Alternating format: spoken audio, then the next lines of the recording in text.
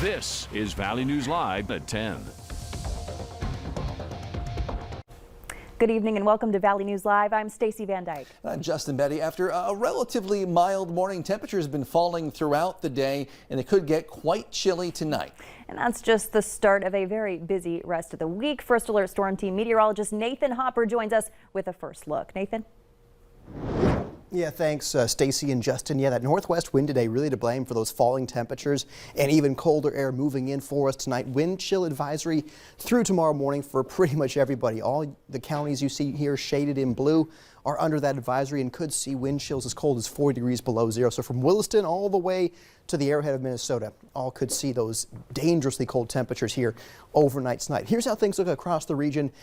Most areas in the Northern Valley are now sub-zero. Areas like Bemidji, Devils Lake, Grand Forks, all sub-zero. 1 degree above in Fergus Falls, Jamestown, and Fargo. So that northwest wind is going to be pushing that sub-zero air further and further southward as we progress through the rest of this Wednesday evening. We can see there's some clouds still hanging on, but radar, satellite, pretty quiet by and large for us on this Wednesday evening. But the north wind you can see still continuing here around 10 to 15 miles per hour, and that will keep bringing in some of that colder air in from Manitoba. Look at the wind chills, 25 below that wind chill in Grand Forks and Thief River Falls, 30 below already that wind chill in Langdon. So, of course, as temperatures continue to fall overnight tonight, we'll expect those wind chills to fall as well. In Fargo for the rest of this evening, you can see those north winds calming to about 5 to 10 miles per hour. And with clear sky here overnight, that's why we're expecting teens below zero for us in Fargo for the overnight. And, of course, teens to 20s below across the board for those morning temperatures tomorrow. But, of course, Justin, Stacy, first alert weather day for Friday for some strong winds, a clipper system, some snowfall. We'll break all that down in a few minutes. All right, thanks, Nathan. It's a really good idea to keep that VNL weather app handy for forecasts right at your fingertips. You can download and use it all for free. Just search VNL weather in the App Store today. An update on that missing Jamestown teen we told you about last night. Police say 17-year-old Alexis Klein was found safe this evening at a hotel in Jamestown. Her family says they want to thank the community for all the prayers and for helping bring Alexis home safely.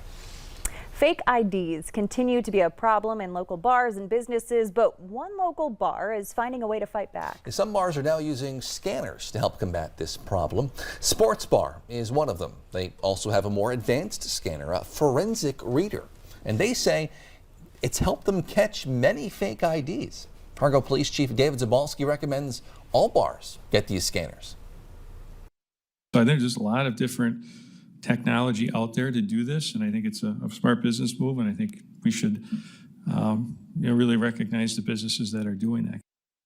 Liquor Control Board also echoed Chief Zabalski's comments, saying more awareness should be brought to these scanners and how they can help local bars and businesses. Tomorrow, we'll be speaking with Fargo PD some more about how these scanners work and why they recommend businesses get them.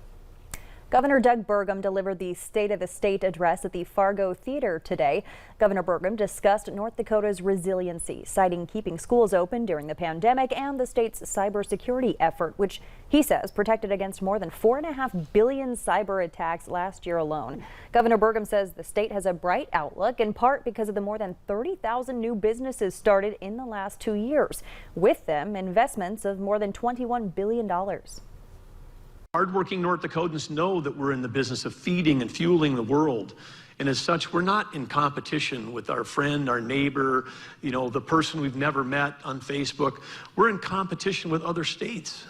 And we're in competitions, our state is in competition with other nations. We're competing for talent and for workforce. We're competing to retain our youth and our adults. We're competing for the capital and the investment to help our state reach its fullest potential. In the last decade, North Dakota has had the 4th fastest growing population in the nation. Governor Burgum also touted the allocation of hundreds of millions of dollars in federal funding by state lawmakers during the special session back in November.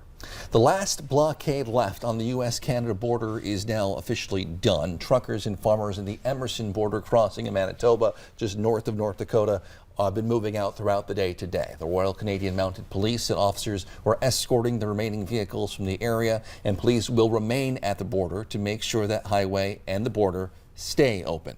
Authorities said part of the negotiations in getting everyone to leave included ensuring there would be no charges or arrests against protesters.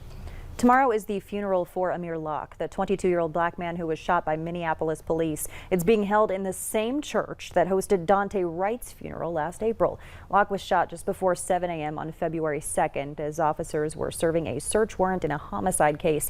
Body cam video shows at least 4 officers using a key to quietly enter the apartment, then shouting their presence.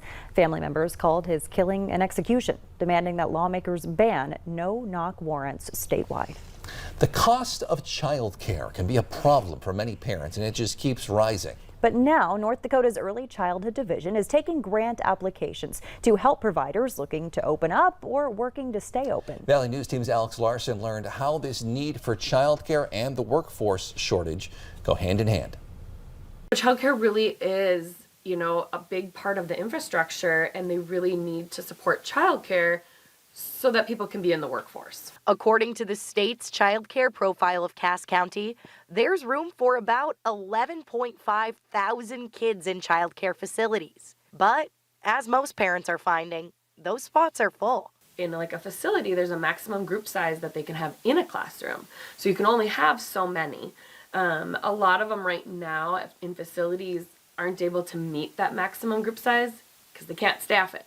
So they might only have 1 teacher instead of 2, so then they have to have less kids. It's a unique problem, and it's a challenge we have to balance given kind of inflation, workforce participation, early childhood. The wait lists are long, and if you do get in, it can be expensive. The average cost for state licensed childcare in a center is around $10,000 a year. We've had a lot close in the area.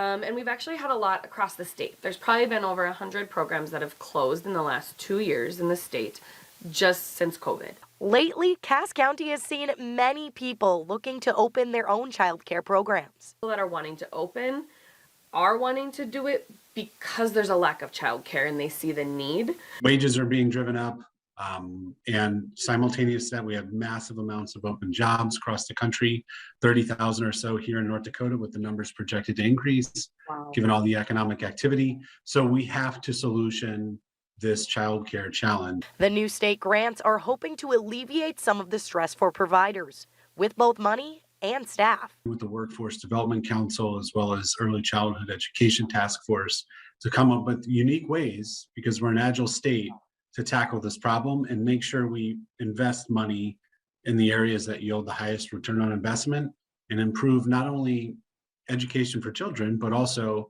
the workforce situation in the state of North Dakota. Alex Larson, Valley News Live. Lamont says like any other program, it'll take a few months before everything will be approved to start sending out those grants. We'll have a link to the page where you can apply for a child care grant on our website, valleynewslive.com. About 900 people in West Fargo were without power tonight for at least a few hours. Cass County Electric Cooperative says most of those people are north of I-94, and they've been working to fix the problem. At last check, about 300 are still without power. No word what caused that outage. Here's a bit of good news worth sharing. A Fargo police officer, Tina Halata, stopped to help a driver who had gotten stuck in a snowbank. She tried to help dislodge that vehicle.